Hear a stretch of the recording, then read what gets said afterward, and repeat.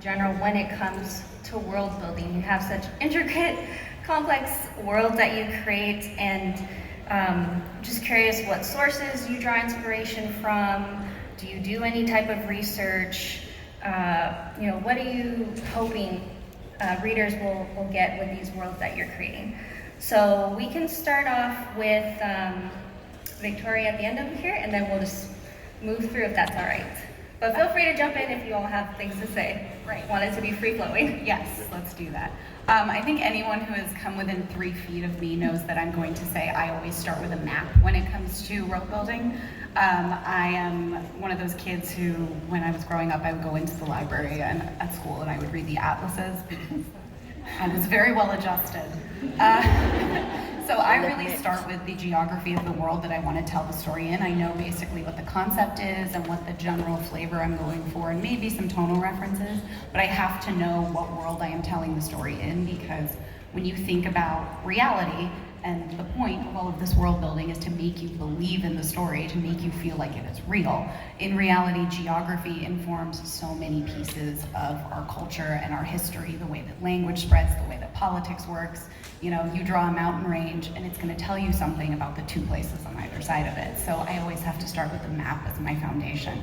I did learn that plate tectonics is too far back. I don't need to learn the plate tectonics of my fantasy world. Actually, you do. I always start with 2 things. I start with how the magic works, and a lot of times that is a process. And I need to know kind of the texture of the world, like the way it's supposed to feel. And, all books are essentially torture devices for the main character, right? If they have a secret, it's coming out. If they have a fear, they'll be facing it. Anything that they never wanted to have happen, it'll be happening. And to that end, I think the world that you are putting them in has to have something to do with that. It has to be part and parcel of bringing out of them the stuff you want to bring out of them. And so I think a lot of times for me, building the world and building the magic is part of figuring out the feel of the book, and also the theme, or the thing I want to say, or the thing I want to mess with, or the terrible thing I want to do to them, and moving them around together. I love world building. It is my favorite form of procrastination, and I should actually be writing the novel itself. And I get really nerdy and really into it, so I've developed a world building worksheet that I kind of fill in as I go along. I know it's, at the moment for Dragonfall, it's 100 pages long, it's ridiculous. But I tend to kind of start with character and then work my way out, I think. So once I know who my main character or characters are, I figure out, okay, well, how have they been shaped by the world? How has the world wounded them? What kind of themes, and how can they all kind of, be kind of synergistic together and demonstrate each other. I'm also really fascinated in language in particular in world building, so I spend a lot of time on that. Food, very important. Kind of mannerisms and body language can be really cool. And then I love going down research rabbit holes. So my favorite research rabbit hole I did for Dragonfall was lizard reproduction, aka lizard sex, because it's wild. Go down that Wikipedia rabbit hole, have fun, man. It is insane. Before we start, a real quick show of hands. How many people here are writers? Yeah. It's always good to know. So I'm a little bit different I'm almost a little bit opposite of what Victoria does. I'm what I consider a just-in-time world builder. So I started almost playing a video game where character opens your eyes, the viewer is looking at the screen, and you're like, well, this is the world. Let us start exploring. But for me, I'm a high concept kind of guy, so I have an idea, what if prophecy is broken, what if aliens inhabit people's bodies, what if time travel is real? And then from that high concept, I create my characters that I think should be following this, this plot. But with world building, I view world building in your environment as a character. In many times when people will consider world building like a theater, like a play. A static screen for actors to do their thing. But in reality, Laura's absolutely right. Is when your environment informs your character. Characters are very complex. So there are many variables among that environment that affects who this person is. You know, what they smell, how tall they are, can they fly? And if we're going to break physics, you know, we're consistent with that in the world building aspect, then the readers will buy into it. So I start with the characters, and I start with where I want the story to go, and then I start crafting the environment around them that kind of informs their existence. And then once I have that, I kind of just cut them loose and let them do whatever they want. And then as they explore the world, I explore the world too. Y'all are so fancy. My last book exists because I bought a vacuum cleaner. So like in the Lives of Puppets, I wrote that book because I bought a Roomba vacuum cleaner. And the Roomba vacuum cleaner, when you start them, they have to map out your house, right? So I turned this stupid little machine on. His name is Hank, by the way, don't ask. And I turn it on, and he starts going around my house, and almost immediately gets himself stuck in a corner and makes the saddest beeping sound I've ever heard a machine make. I'm not kidding you, it was like beep. And I was like, what is this tiny little machine? What is going on? And then of course, all of a sudden, I had this idea in my head of this Roomba vacuum, whose name was Rambo, who had social anxiety, but he also had a heart of gold. And he lived with a human. But if there's a human, there needs to be a nursing machine because she needs to make sure that he's okay. But what if she was a sociopath? And that's how it works for me. I build my worlds around the characters. I try to give them some kind of personality, at least a precursor personality that I can explore and go with, and then it kind of explodes from there. So I build from the ground up. Sometimes it has to start with a vacuum cleaner. I'm so sorry, that's so embarrassing. Y'all are like, look, these are big famous authors, and he's on the New York Times bestseller list, and here he is talking about vacuum cleaners. It's so You know, my debut novel, The Lives of Tao, the alien in The Lives of Tao is my alarm clock. yeah. My 6 a.m. alarm clock, make your ass up. You know? Humans have this thing where we tend to anthropomorphize or humanize all the little things in our life. So, of course, when I got this stupid little vacuum cleaner, I had to put googly eyes on it because that's what you do. That's what you do. And it gave him personality. And it's just this weird little human quirk that I love, that we humanize things that are inhuman just because that's how our brains work. So, yep, that's why I write, because my voices in my head won't shut up and they make me write stories about vacuum cleaners. I love it. I also have named my Roomba, and when it's going around, I say it's getting swifty. So I totally get it. Maybe I can write a book now. Only cool people name their vacuum cleaners. Mine's Wally, actually. There you go. Awesome. Well, thank you all so much. So here's kind of a flip question. I could tell that some of you have like a process with the worksheets, which is LR, or you're really drawing from inspiration, or you kind of explore along the way. And I'm curious, during that process, what are some of the challenges that you've come across while have you ever built this world and you're like, you know what, it's not working, I need to scrap it, or even with the mapping with Victoria, like, what is that, has it happened before, and how do you kind of overcome those challenges? Do you just rework it in the world? Do you have to start over? How does that work out for all of you? We'll start with TJ this time. I wrote a book about machines and I don't know anything about machines. So I was like, all right, I'm gonna go into hard sci-fi kind of. And then the more I started researching it, the more I realized this is boring. I don't wanna talk about wires and all these little things that go into machines. So I went in The Lives of Puppets, I went through a science fiction way through a fantasy lens. I wanted to be able to have the little bit of magic still left in there.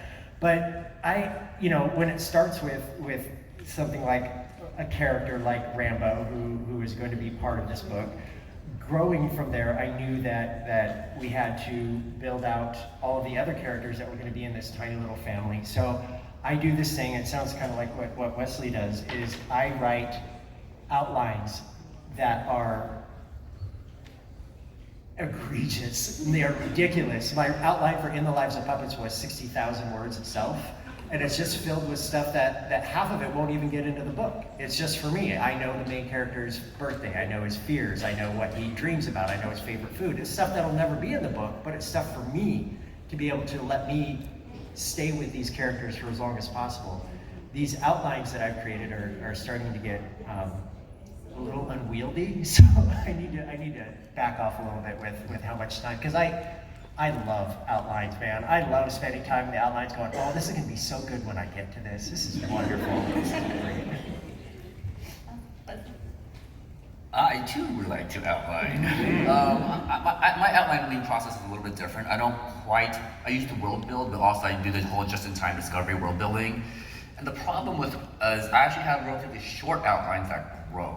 I'm a big believer in giving my characters free will, so like, I'll have an outline, for the first first act of the book, which is like 60,000 pages. And at one point, the character's supposed to make a right turn, he wants to make a left turn, and he really wants to make that left turn. I don't want him to go that way. And I used to try to write around it and world build, plot around it so they do make that turn I want them to make. But then I realized that that's not really organic and it doesn't feel real. So I give them free will and then I re-outline. And then what happens is Benevolent God. by the time I finish the book, who's outlining who, I guess. But by the time I finish the book, I'm on outline version 9.14 or something like that. So that's why mine grew pretty big. So what about you, Ella? I don't think I've rejigged worlds per se, but I've done a lot of refining basically. So it starts out very broad stroke, and then as you're writing, that's when you discover all the cool little details. And sometimes you go a bit over detailed, and then you got to pare it back in the next draft. But again, I like hands-on experience as much as possible as well. So one of my upcoming books is a near future thriller similar to Goldilocks, but set on the moon. So yesterday I went on a tour around Jet Propulsion Lab, and I asked them all these questions about what would happen if a solar flare hit Earth. The answer is it's not great. But it was really helpful because I'd done loads and loads of research, but when it came to actually figuring out what my characters would be doing with all that research, because I am not a renowned expert in science and don't have much of a science background, I just got completely stuck. But I find if you go to experts and very nicely ask them questions, they're really excited to geek out about their area of expertise. So yeah, a polite email goes a long way, I found, and that can really help your world building, because yesterday in about 15 minutes, I spoke to a solar physicist and a radio expert, and they completely fixed my plot, and I'm very grateful. So I write sort of two different kinds of magic systems. One that is very folklore based, and because I'm mostly writing about fairies, but I'm writing about different kinds of folklore too. It's a lot of research, right? It's a lot of reading stories and sort of synthesizing that stuff and making decisions. But then there's the other kind of world building, like with Book of Night, where I actually had to create a magic system that did not exist before. And in that case, yes, I made many wrong turns. And probably the biggest thing I learned specifically for making that magic system is that you can come up with a lot of cool ideas, but that they need to be two things, and this is what made me burn my original system down to the ground. They need to be story generative, by which I mean they need to suggest a lot of stories that are different from the story that you are telling to feel real. And the second part is they have to be thematically resonant. They have to actually let you get at the stuff you want to get at. And I had so many really cool ideas that didn't do either of those things, and that is probably the biggest thing I learned from all of the things I threw out. Probably my biggest challenge with world building is when to stop. I definitely, I don't want to burn all my momentum and all of my sort of excitement for the story on the world building. So I have those moments where I'm reining myself in because I'm like, no one needs to know about this trade route, Victoria. And a good rule of thumb, because I write second world fantasy, if you also write second world fantasy, a good rule of thumb is if you know where salt comes from in your world and where it goes, if you're in a main city, where are they getting their salt from? You're good to go. You can start. I had a professor once who said that good world building is when you're in the middle of a scene, in the middle of a story, and you feel like you can turn around from the action and open a door and something else is happening in the next room. And that's what I'm always trying to service with my world building, is using it as a tool to make you believe in the story I'm telling you. Because if you don't believe, that is the foundation, and you won't care about anything that comes after it. So a little bit towards what TJ was saying, we have to walk this line of balance of what we know and what is interesting to us about the world and what you need to know. Because as soon as we give you a little too much information and it's a little overwhelming, we start to break that sense of disbelief and kind of push you out of the story. So we're always trying to give these tiny little details and give you the smallest amount in ways that flesh out the world for you, for yourself. I love having like curse words. Curse words are very indicative of world building, and if you figure out what people swear on, you, the reader, are then gonna infer so many other things that I don't have to put on the page, and it helps kind of immerse you in the story. And that's what I'm always trying to do. It's like Achilles dip you in the river Styx kind of thing. Amazing, thank you all so much. All right, let's dive maybe a little bit into the worlds themselves and some of the characters that you all have in your novels. Can you all speak to what type of issues that they're grappling with, or like what is it that you're trying to bring to the forefront? Is like some sort of underrepresented voice or community, or critique on the political system today, something like that that is being drawn out in a very interesting way through this world or through these characters that are impacted by maybe this dystopian world or whatever it might be that you've created. We'll start with Victoria this time. So for the Realmbreaker series specifically, I was in a position where I had a book series come out that was really, really loved and really supported, and my publisher was kind of like, where is the wind blowing you? Where do you want to go next? And I thought about, when I was 14 years old, what did I love and what was I wanting to read? And when I was 14 years old, and I still am, I was completely obsessed with The Lord of the Rings. But it was a story that never felt like it had a place for me, a girl, or anyone who isn't a straight white guy. So it was very like, you can love this thing and you can support it, but you can't be a part of it. And I wrote a lot of fan fiction, not just for Lord of the Rings, but the through line was always like bringing more women into these stories that were very male dominated. And then suddenly I was in a position as a published author where I could kind of think, oh my God, maybe I am able to pursue that now. So Realmbreaker is very much my dialogue with the sort of classic fantasy quest, but also including people who haven't really been able to be heroes, at least what I was seeing when I was a teenager. So very much feels like, a save the world kind of group that I could be part of. And like, yeah, I can't run for 3 days, but maybe I'll get there.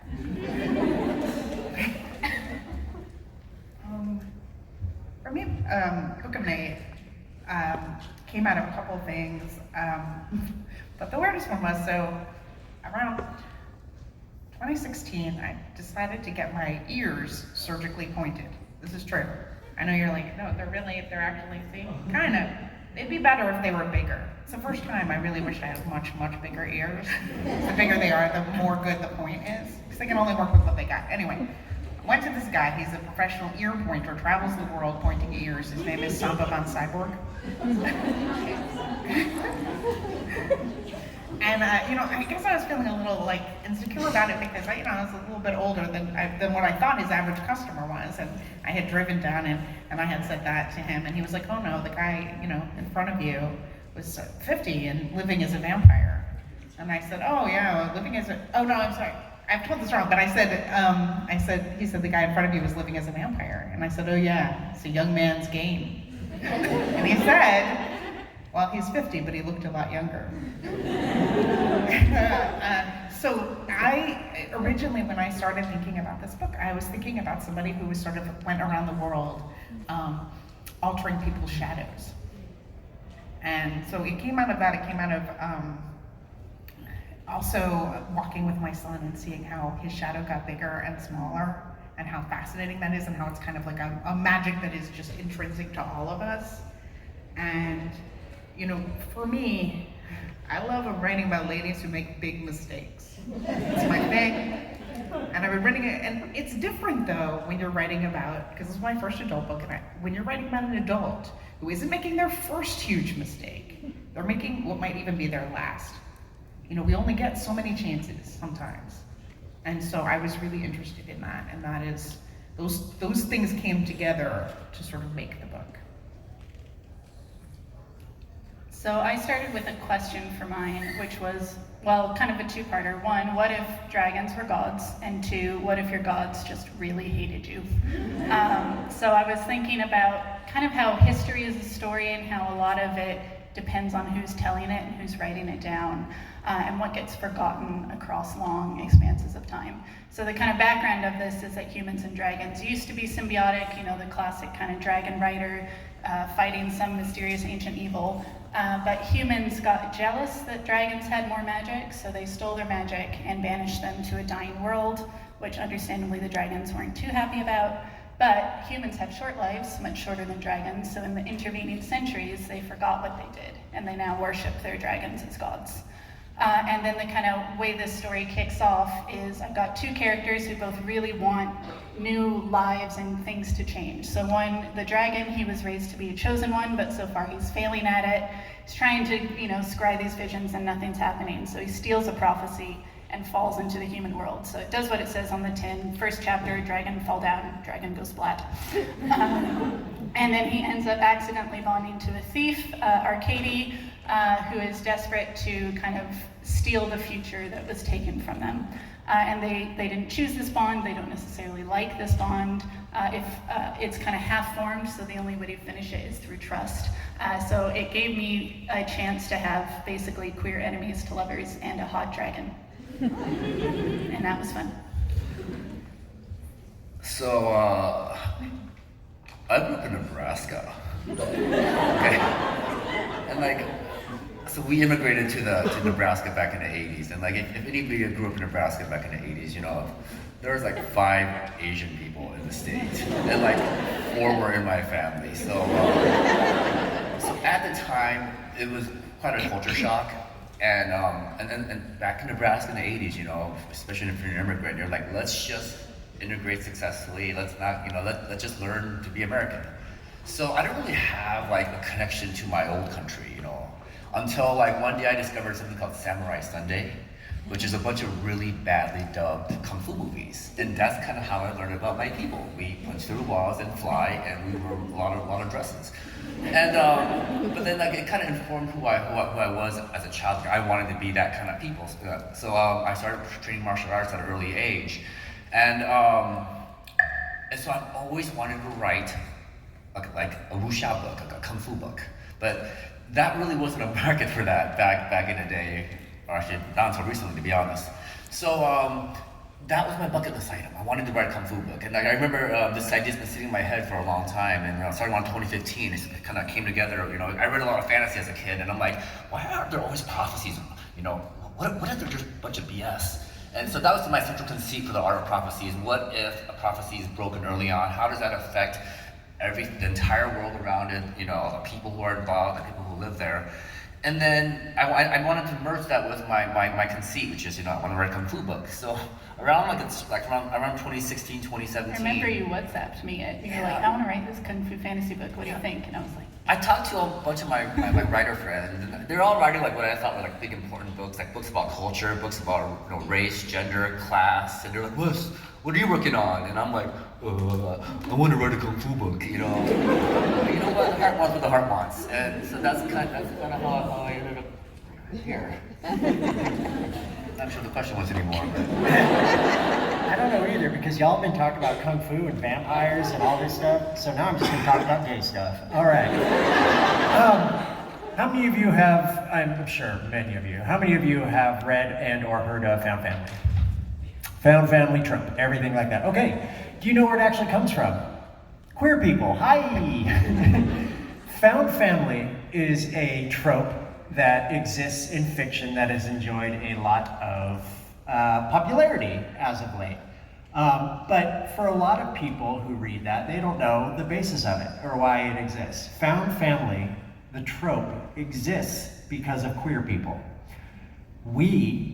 Many of us, did not get to have the acceptance, the love, and the hope, the joy that parents should provide children they bring into this world. So what do? We have to go out and we have to make our own families. My family consists of my sister, my brother, and everybody else is not related to us by blood. The reason being is because I had a shit time of it growing up. I had a terrible time. I grew up I was born in the 80s, came of age in the 90s in rural Oregon, in a very small little town where my graduating class had about 50 people in it. I was the queer kid with undiagnosed ADHD. Can you imagine how well that would go on in the 90s? Especially when we were still in the middle of the AIDS crisis. An entire generation of queer men above me had been killed because the president, Reagan, at the time, did not want to do anything about the AIDS crisis. So when I look out and when I think about what I do and why I do what I do, it's because of the fact that I remember what it felt like being a 12, 13-year-old queer kid with ADHD in rural Oregon, never getting to see himself in anything. Not in books, not in movies, not in television, not in video games, anything. And I told myself, because I wanted to be a writer since I was 6, 7 years old, I told myself that if one day I would become a writer, if one day people would read my books, they would be about people like me. Because the stories, especially in science fiction and fantasy, were never about people like me. If we were in books, we were offensive caricatures, we were over-the-top stereotypes, we were there to teach the straight people a very valuable lesson by either getting sick or hurt or killed. So when I write what I do, I write for anybody who wants to read my books. But I'm thinking of my queer audience in mind because I know how it feels to be able to find a book and say, this is me. This is me in a book. This character is just like me. It is magic to be able to see yourself in a book. And for so long, so many marginalized communities never got the chance to see themselves in books. And now, in the year 2023, when so many people are getting the chance to see themselves in books, you have old white guys trying to take that right away. You have old white guys going into libraries, going into bookstores. You have books, you have libraries in communities that are being defunded because they refuse to take down pride displays. That is what is at stake here. We are in the year 2023, and we need to protect our libraries because without a library, a community cannot exist. A library is the backbone of the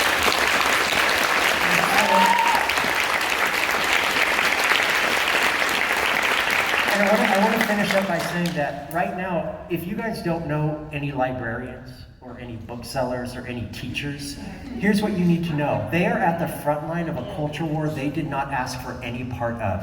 And why are they at the front line of this culture war? Because they believe that people should have the right and access to any type of book that they want, regardless.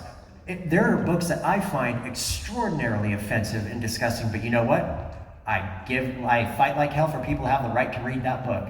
So when you are thinking, when you hear on the news and how easy it is to scroll past, oh, this library is closing, or these people are trying to ban this book, whether it be genderqueer, whether it be George M. Johnson's book, whether it be any of those books, stop, listen, and think about what you can do in your community to speak up for people who need your voice. That is so important especially for the young kids that are coming up after us, man.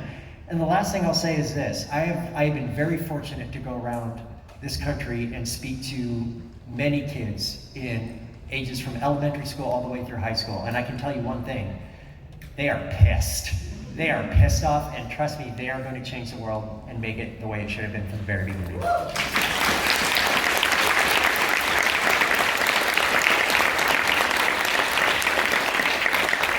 Thank you, TJ. It was very powerful. I don't even know if that was the question you asked.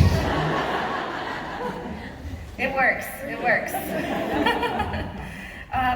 So just following up on this theme of kind of having that accountability to readers, certain communities, and feeling this kind of pressure from just people wanting to ban certain books and not wanting to represent certain communities in these stories, how or what kind of advice would you give to aspiring writers who are trying to get kind of their footing into this world, be storytellers, and really just want to be able to be included in that conversation, in those narratives, if they're feeling that kind of weight and that pushback? You were starting it off, TJ, so we can have you. Yeah, so we just got out of Pride, right? Yeah, Pride is a riot, okay? It's not a celebration. It's not a parade. It's not a picnic in the park with your family. It is a riot. The basis of Pride is a riot. I moved to Tucson, Arizona when I was 15 years old, and I lived there until I was 34. You know how Pride started in Tucson? In the 1970s, a queer man from Nebraska was murdered after he went to a gay bar in Tucson. He was murdered by 4 teenagers, 4 teenage boys. They got a slap on the wrist. No jail time, nothing.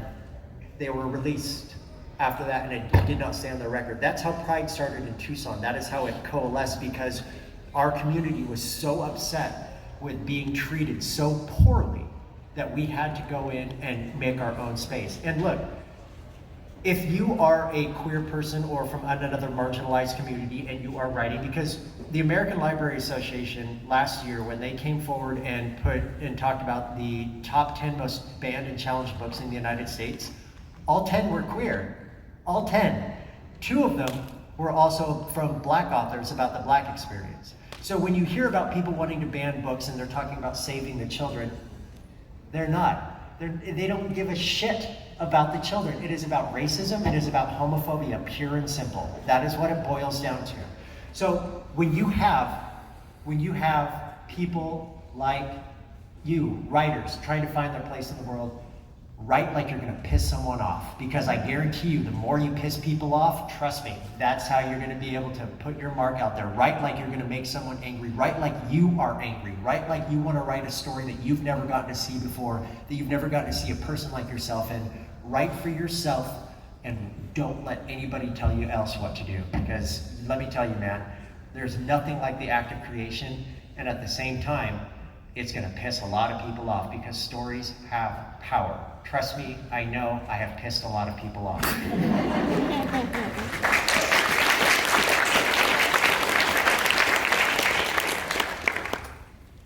On the other hand,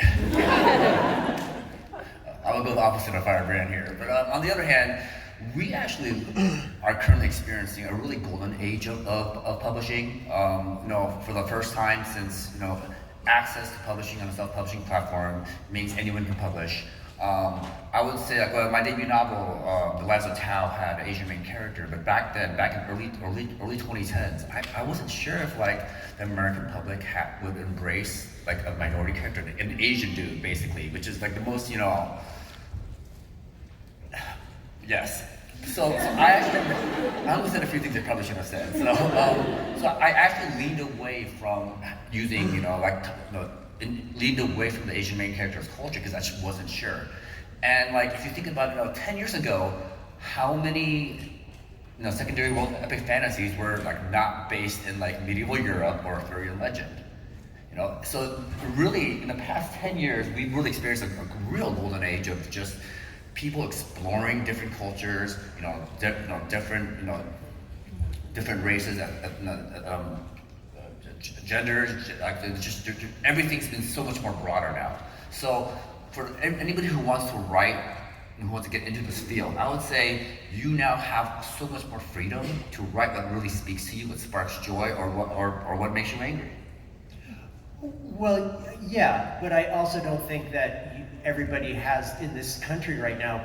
We don't have that kind of freedom. You can write whatever you want, but at the same time, people are going to go into libraries and go into children's schools and go into bookstores and say, I don't want this. Absolutely, but so publishing though, okay? Now publishing is a business, but publishing right now, more than compared to the past 10 years, has been so much more open with exploring new ideas and new things.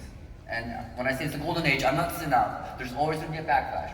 Whenever you have, whenever everything expands, whenever the room gets bigger for everybody, there's going to be a backlash for people who want to keep that room small.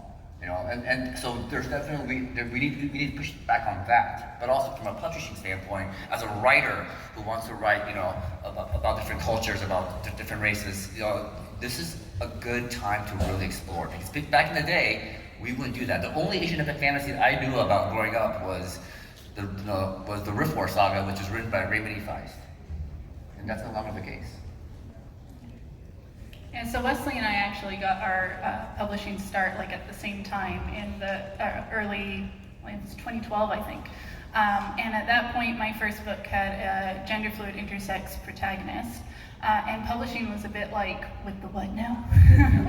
To the point where my first cover copy basically straight washed Micah and made it seem like they were 2 different people instead of before and after gender transition. And because I was 22 at the time, I was too kind of shy to push back at that. They didn't do it out of malice, but it still resulted in, I think, people either picking it up expecting a straight romance and being very confused, or yeah, just not knowing it was out there, so it went very under the radar. And I think maybe if it had debuted now, it might be a little bit different. And Dragonfall is kind of my return to gender fluid fantasy, because growing up I loved 90s fantasy in particular, loved me some Pern. Robin Hobb is my my absolute favorite author. I dedicated this to her and I sent it to her. I was like, turn the page for a surprise, and then she emailed me and I was like, yes, this is amazing. And I would cling to like any, iota of like queer characters in fantasy. So I was very into The Fool by Robin Hobb. I read the Vaniel trilogy, Lynn Llewellyn stuff, and I would read it over and over and over because I couldn't find it anywhere. So You say Lynn Llewellyn. Night Runners is so good. yes, I love it. I read them so many times, like till they fell apart. I love Lynn Llewellyn. I'm currently rereading Elizabeth Hayden, which isn't queer, but is great 90s fantasy as well. So I really wanted to just write that kind of feel, but with an updated twist. So this still has a non-binary lead, and it's set in a world where it's considered rude to assume a stranger's gender, so everyone defaults to they, them, and when you get to know each other better, you would like do a hand signal to just kind of really quickly show your pronouns, and also it's like a gesture of informality, like you've gone past that like we're no longer strangers bit. Because I would like that in real life, because I'm non-binary, but I present very feminine, so it's always like, oh, ladies, and you're like, not a lady. So I wrote what I really wanted to see. But yeah, there has been backlash. Some people are like, there was one review that was like, the main character is gender fluid, get over it. And we're still having to deal with that kind of stuff now. But I'm still really happy that I managed to get it, my work out there. And hopefully open the door for other people to come after, because I'm a book coach and a creative writing lecturer as well, and I'll have so many writers come to me and be like, well, I don't think there's a market for this, or I don't know if there will be, or is this too weird or too niche? And like, you can only try and see and hope, because yeah, I do think we have made great gains. Something like Gideon the Ninth, I think, would struggle to have been published 10 years ago.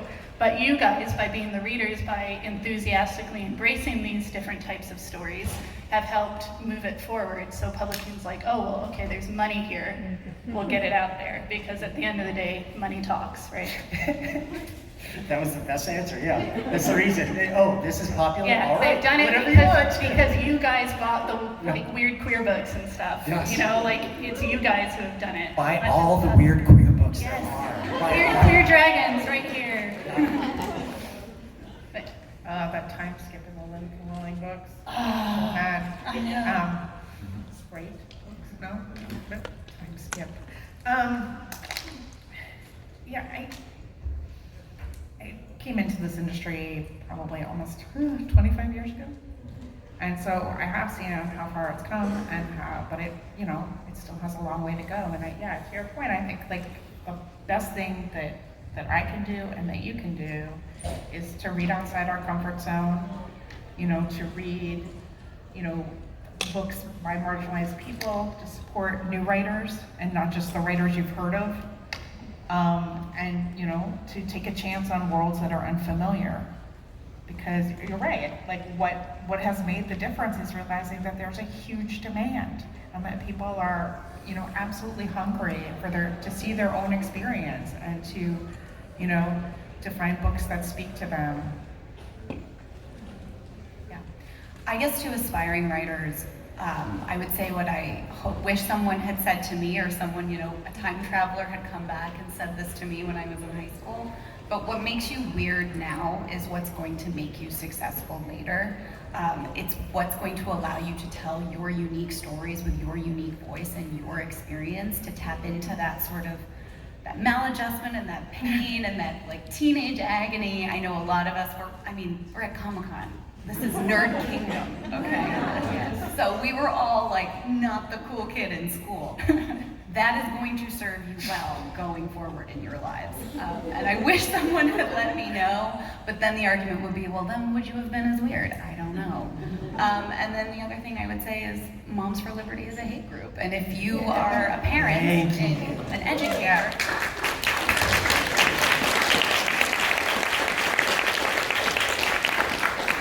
my mom is a retired English teacher. And she's like, I would have been fired if I was still teaching, because that's where we're at now, is teachers get fired for teaching books. But yeah, if you are in a position where you feel comfortable going into a school board meeting and you can see these people kind of infecting your community, it would be very appreciated by both us and the kids around you if you would go in there and talk to them and speak back to the crap that they are putting out. Yeah. Amazing. Thank you all so much. I know we are short on our time. We only have a few minutes. So my final question, if you can answer it very quickly, we'll see, is when someone is reading your book, picks it up, what do you hope will resonate with them most? We'll start with Victoria.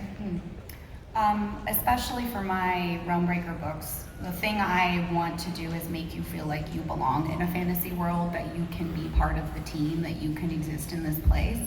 And I know writing, there is never ever going to be a book that is able to encompass every single identity and marginalization, but the point is to make you feel like there is space for you.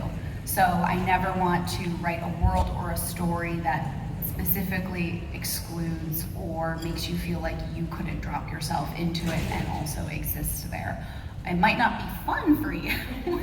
We're talking about fantasy adventures, but I always want to make you feel like you could be part of this world. And I always want to, at the end of the day, I feel like I build roller coasters and I want to put you in the seat and buckle you in and just send you on your way. And if the only thing I give you is an escape for a few hours, then I feel like I have very much done my job. So it's an interesting question because I'm not sure I've ever really thought about like in those terms, because I always feel like one of the things as a writer is you make a thing, but you're not always sure what people are going to get out of that thing, and you're not always sure what the points of connection will be. You know, like I said, I really do. I like to make room for mistakes and bad decisions and all of the stuff that I feel like I really respond to, but I think, you know, when you're talking about it before about like how like your weirdness is what you bring to the table, like in the specific is the universal. And so like the thing I'm trying to do is tell this extremely specific story about this person and I want it to feel true to you.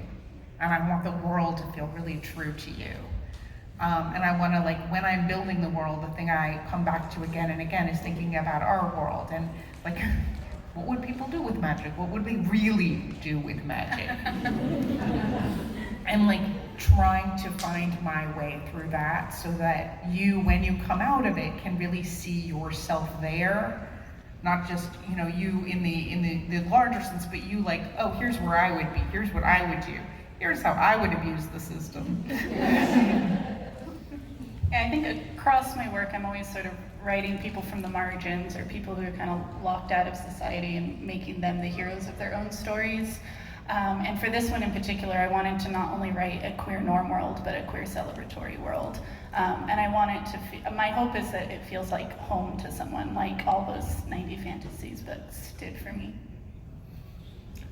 So I started working on the Art of Prophecy, the first book, the War Saga, like shortly after like watching 7 seasons of Game of Thrones, and then the pandemic happened, you know, and I had a baby, and so it was a really dark time. So like, not because of the baby, I'm just saying circumstances. You were just very sleep deprived. It sounded like I want my readers to walk away with joy. You know, it's you know, I feel like, you know, fantasy, you know, just speculative fiction in general just got kind of dark the past decade or so. So when I wrote the Art of Prophecy, I wanted the feeling that like, I want that magical feeling that I got when I used to watch Samurai Sunday movies. You know, I wanted joy, I wanted brotherhood, I wanted people to go on this adventure and have a good time. And when they put the book down, they're like, man, I really miss these guys. I want to hang out with them again. You know, so I really had to focus on like, you know, adventuring and fantasy can be light, it can be fun, it can be joyful, it can be exciting, without having to like, I mean, there are some dark moments, but you know, but the tone, I want people to come up with a tone that humanity can do great things and we all have free choice. You know, I'm a big fan of free will and free choice, and you know, when you see these characters make their decisions within the series, you know, I want you to know that these people made it as an organic choice, that they did it because of who they are, not because of what we expect them to do. I hope that if you walk away from my book learning something, is that queer people matter, queer stories are important, queer people should be the heroes, the villains, the sidekicks, the good guys, the bad guys, everywhere in between, trans rights forever, and fuck anybody who thinks otherwise. Thank you. Bye. All right, well, you all are fabulous. That was like the fastest few minutes ever. So you're right on our time, and I just wanted to conclude by giving a huge thank you